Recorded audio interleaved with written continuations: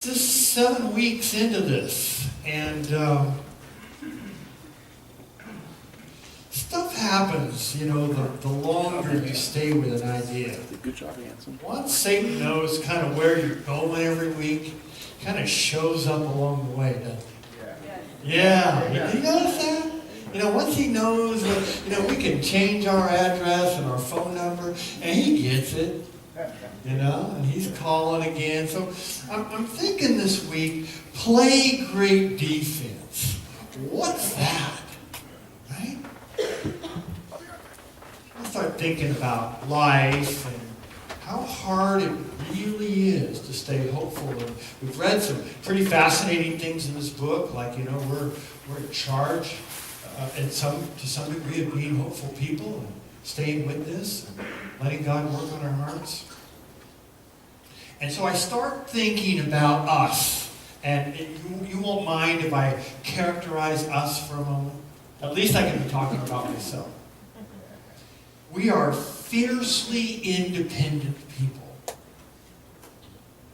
All of us. The guy on stage too. If we could, we would do everything ourselves so we would get it right.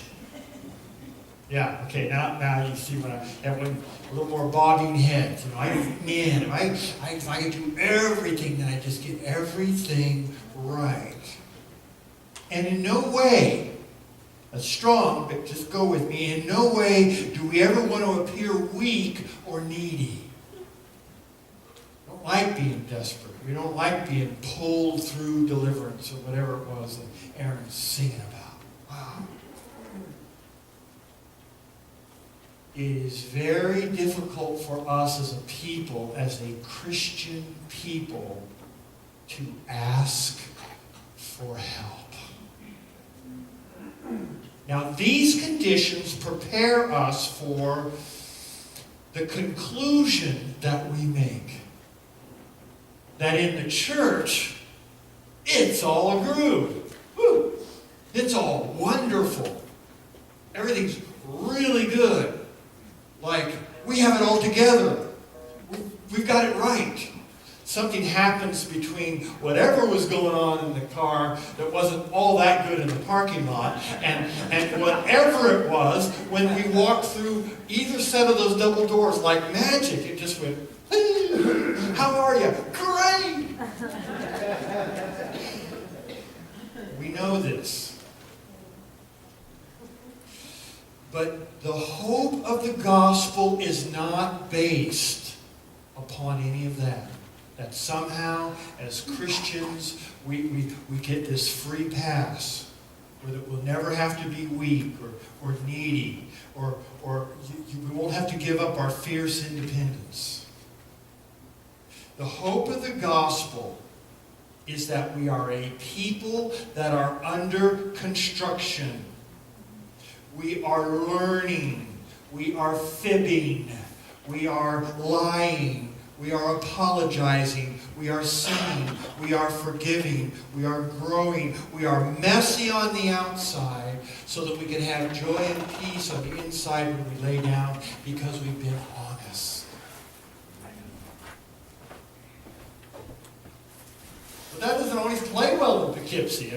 We want something that's going to change it all. So how do we defend hope in our lives when we are constantly attacked by our own perfectionism that leads us to discouragement because we can't do enough? How can we defend ourselves? And here's the simple answer, but you need the rest of the sermon, so don't check out here. We can't. Our arms are not long enough, and if they were, they are not strong enough to make that work. So now let me give you my definition. If that tunes us up, the definition of hope this morning is allowing God to be our defender. Always like that song we sing about God is the defender of the weak, and I can't get John Madden out of my head. The defender of the week is football, whatever. I'm always not that far from football season. But can we allow God to be our defender? And this is what I mean. Sooner or later, we will come to the place in our Christian walk where we will understand that we can't do this. We can't carry it. We can't take the expectation. We can't move it down the road ourselves. Question: can we let God be God so that we could be me? I don't want you all to be like me. I want you to be your own me. But you know what I mean? The quote, "If you want to be a person of hope, let go of everything toxic. Let go of the toxic stuff that you..." And I know that you know what's best for the person sitting next to you or the person behind you, 3 seats and over 4. I know you know that. But that's really toxic, even if you are right. What we can focus on is what's here. What do I need to let go of, not what do they need to let go of? Why is it that, God, well, I know why. Because Satan doesn't want us to be a hopeful people. Satan is already really ticked off that you got saved and can't do anything about it, but could make you miserable the rest of your life. Wow, that's what we want. Don't know what it means to have given your life to Jesus Christ, to know that your heart is saved. And I'll try to come back to that at the end. But that just means saying, yeah, I want to be on Team Jesus. I want that. So this morning, David brings us this psalm that, Diane included, none of us wants to read. This wasn't what you came to church to hear. I know. That's why I had to set up this elaborate introduction. This seems like no answer to those of us who are fearlessly independent. We will fight for our independence. See a lot of those "don't tread on me" snake signs and flags in our neighborhood. It's an indication of who we are. So I just want to talk about 3 things this morning: the problem, the picture, and the practices. If you just follow with me, there's some crazy good stuff here. And trust me, this all works. So here's the problem: taking control from God. Our biggest problem is somehow relieving God of charge. And to go along with that, if you fire God, He doesn't quit on you, but He'll stop working in your behalf because you asked Him to. God's a gentleman. Do that. He's not going to quit working around the things. See, God could never be codependent. God can keep working on everyone else, but God don't have to work on Himself. Anyone who's perfect can work on everyone else. That's the rule. God's the only person that gets that. So listen to this. It says, "My heart is not proud, O Lord. My eyes are not haughty." I know we know about haughties. No, I'm not talking about hotties. I'm talking about haughty. I'm going to define this word in a minute. It's our culture. Someone knew what that meant. Everyone's chuckling. I am not concerned. I do not concern myself with great matters or things too wonderful for me. There are 3 toxic words in the first part of this. And David is just saying, I've laid it all down. This is where I'm going with this. Here it is. A proud, haughty concern. Well, let's talk about these 3 words. These are the things that David says, this is the toxicity that I just drop it the minute it gets into my hands. Proud is to be overly invested in our own perfection. So that even if God does something cool for you, you kind of take credit for it. Hey, great pastor, great sermon, Pastor Jeff. Yeah, it was pretty good, wasn't it? Clever person. Working at the image or at looking better than we are, which means we hide a bunch of stuff and we just get the best foot forward. We keep track of that, and we hope that other people are picking up just how wonderful we are. Which leads to, you can imagine. Hockey is a word, it's an old word, we don't use it very much anymore. It speaks of self-righteousness. To be a hockey person is to be a person who is right no matter what. So words like hubris and arrogant fills the room with these people.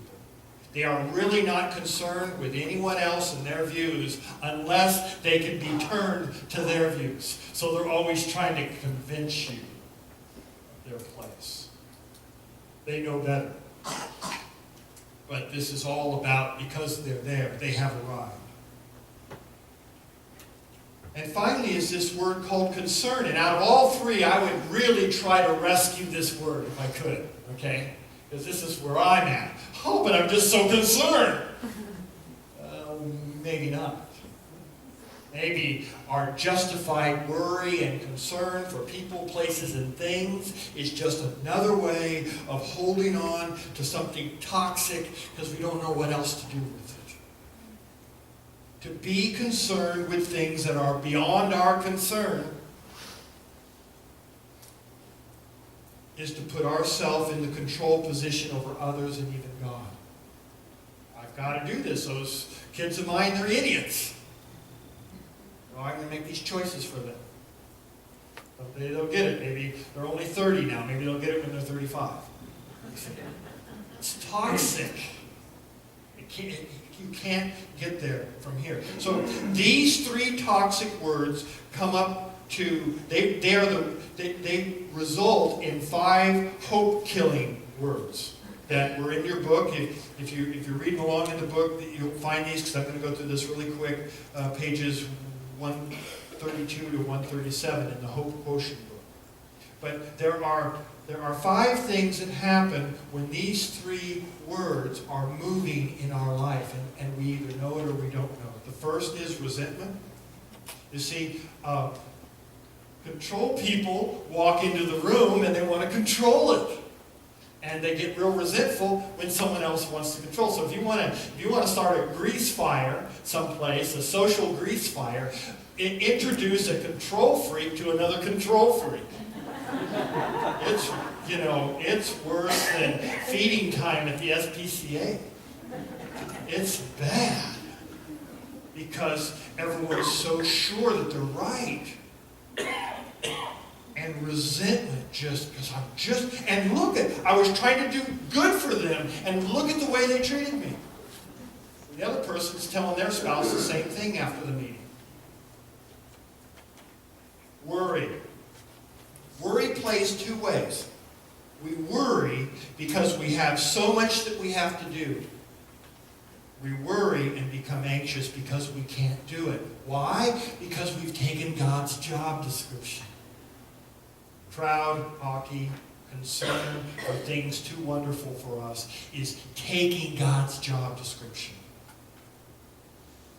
We get ourselves involved in comparing. So at the end of the day, when everything that we tried to do and tried to make work isn't working, we can say to ourselves, self, at least I'm not as bad as those people. I missed the mark altogether. I couldn't pole vault over, but at least I didn't break my stick. I made a shot at it. And this comparing just kind of pushes it down the road. The last 2, guilt and failure, kind of work together, because ultimately we can't hold this.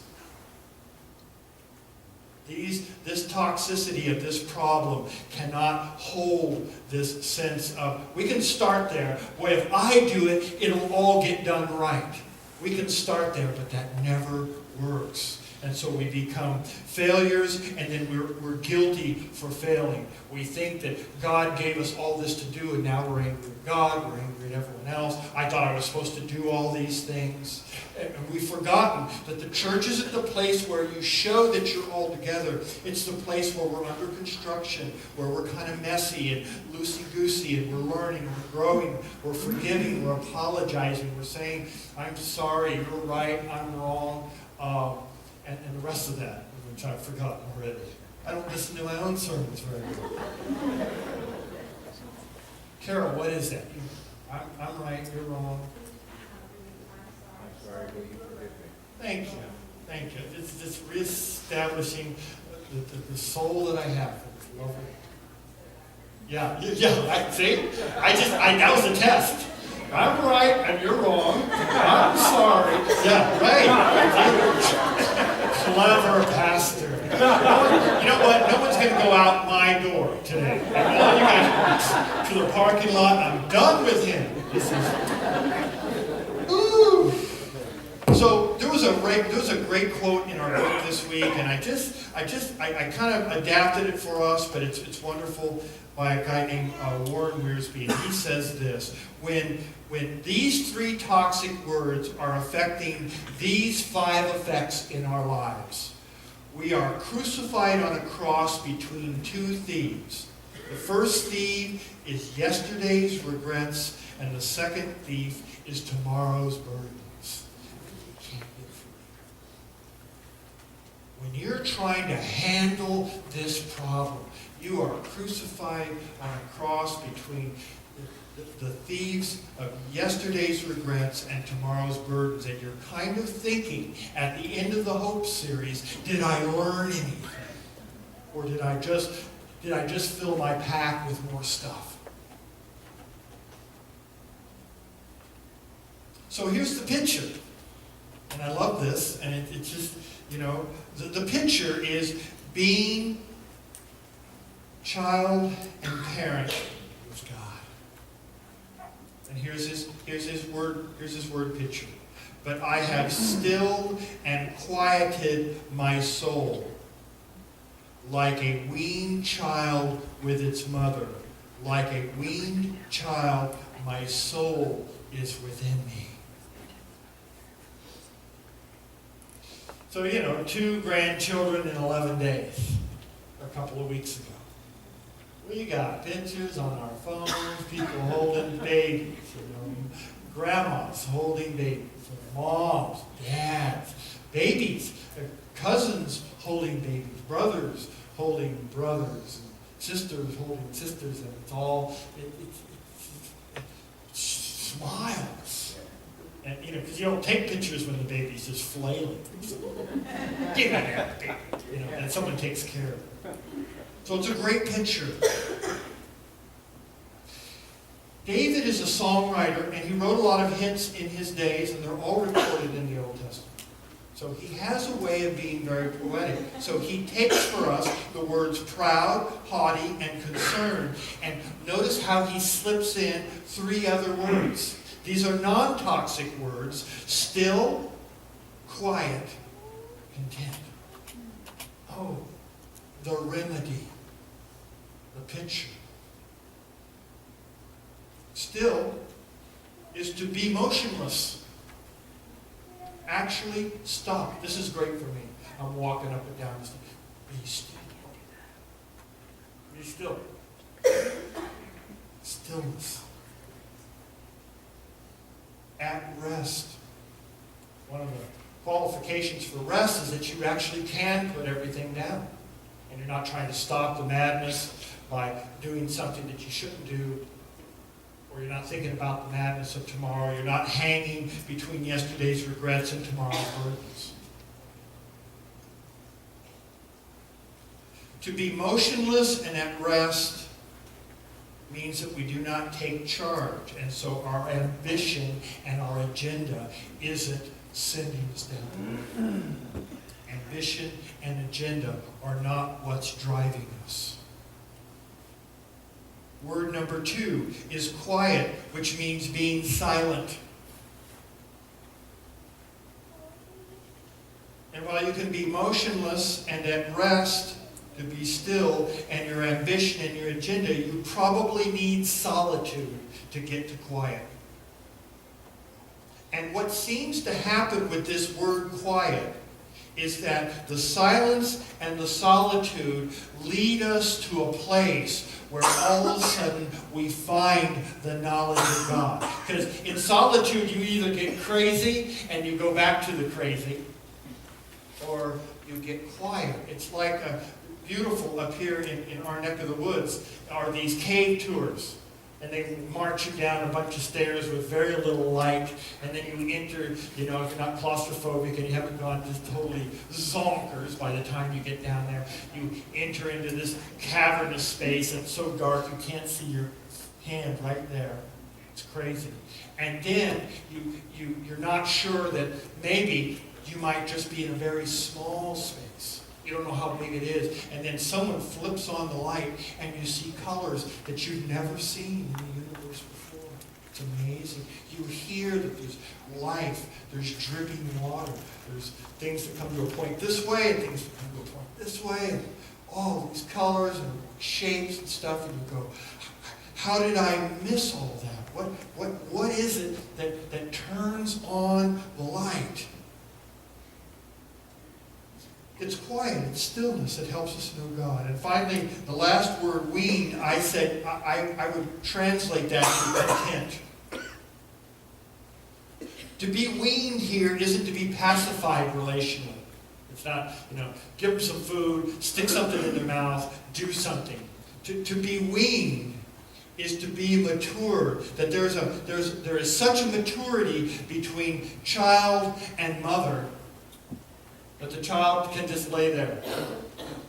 And whenever they get wet, whenever they need some more food, whenever they need someone to hang something and cutesy under the chin or kiss them or do any of that, it will come in abundance because I'm the baby and that's the mommy. Or the big sister, big brother, pop, nana, whoever it is. Babies just take this place where they find that there are no frets, there are no worries. Jesus, when he talked to the Samaritan lady at the well, who was really, boy, was she under construction. Jesus doesn't even bat an eye. Do we get that at all in the church? We can come in with a story as fascinating and twisty and curved and tangled as the Samaritan lady. And Jesus, when he sees you walking across the parking lot, all twisted and bent up and hurt like that, he says, get in here. I love you. I affirm who you are. And that other stuff, that's your own. Bring your crazy to church. Just kind of let it go bit by bit. Bring all your goofy ideas. Just no one that is not welcome in church. That's the way it's supposed to be. And I know the message seems so different. And we tell ourselves so. Well, I can't go. You're here. Every one of you are here today. You've left a few seats for your friends. Encourage them. You're here. It works. Jesus is talking to this woman, and the guys go off to town to get lunch in the Samaritan village, and somehow, even being Jewish, they were able to buy something that Jews could eat. They bring it back, and they're unpacking the boxes from, In-N-Out or wherever they got it. Definitely Gentile food, probably Five Guys or something like that. And they're unpacking all this ridiculous food, and Jesus looks kind of through them, and he says, my food is to do the will of the Father, him who sent me, to accomplish his works. Just like that child. That child just lays there, weaned, content. I don't even need to eat after having the opportunity to just be with God. Be in the situation.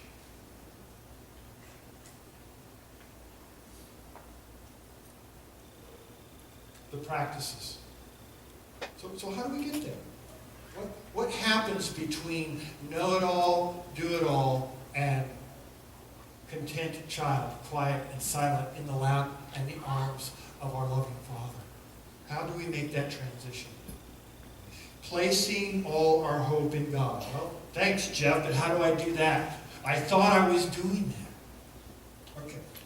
I want to read something for you that many of you have read, and I'm just going to, I can't spend a lot of time here. I invite all of you to men's Bible study tomorrow because we're going to spend some time on that, men and women. We're going to sit down for common ground, just pull up a chair. You can do that. We'll figure out a way to make that work. Would that be cool? You know? 300 people showed up at common ground. Ephesians 6:10-20. You don't have to turn there. You can write it in.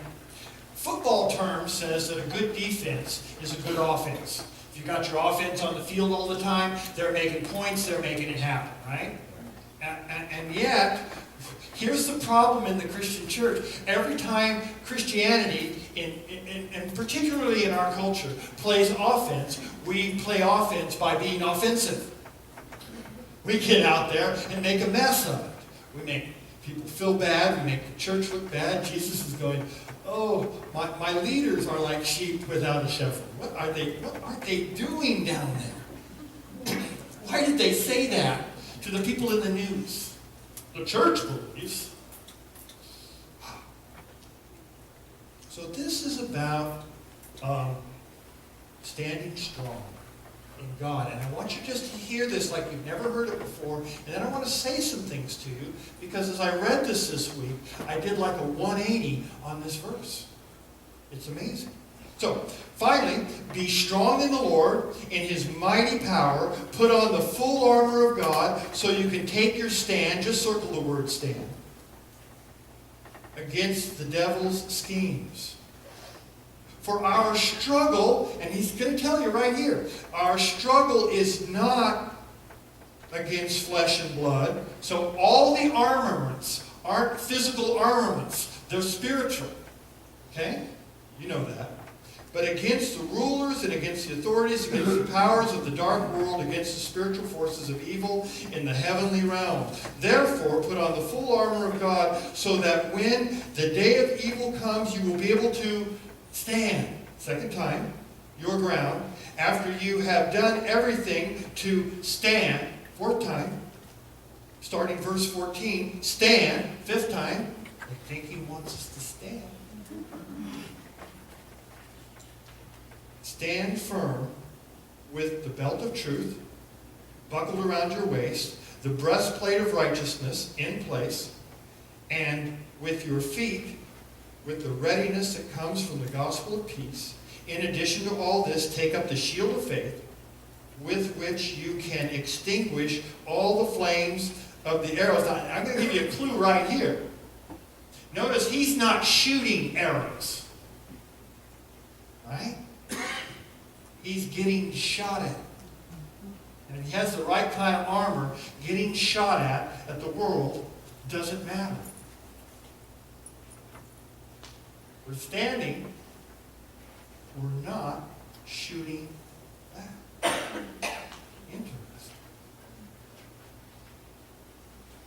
Take on the helmet of salvation. And the helmet of salvation is what I talked about earlier, a time in which you know you've received Jesus Christ as Lord. So it's a marker. The head is covered. And the sword of the Spirit, which is really the only offensive piece he's got. But the sword of the Spirit, he says clearly here, is the Word of God. So just to go through this, he wants us to take on the armor that God wears.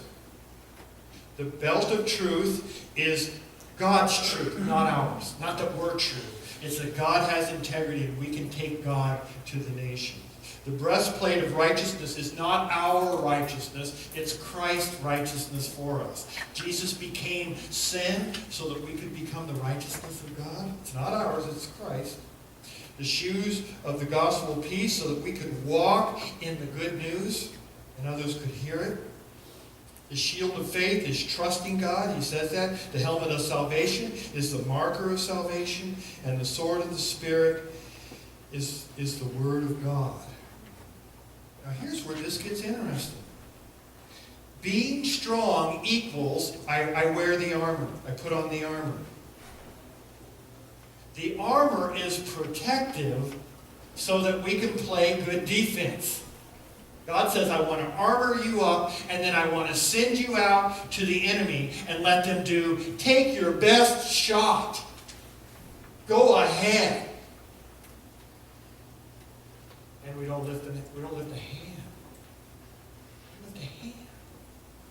We just stand there. Not, well, you sue me, then my group's going to sue you, and we're going to get our rights, and we know you're wrong theologically.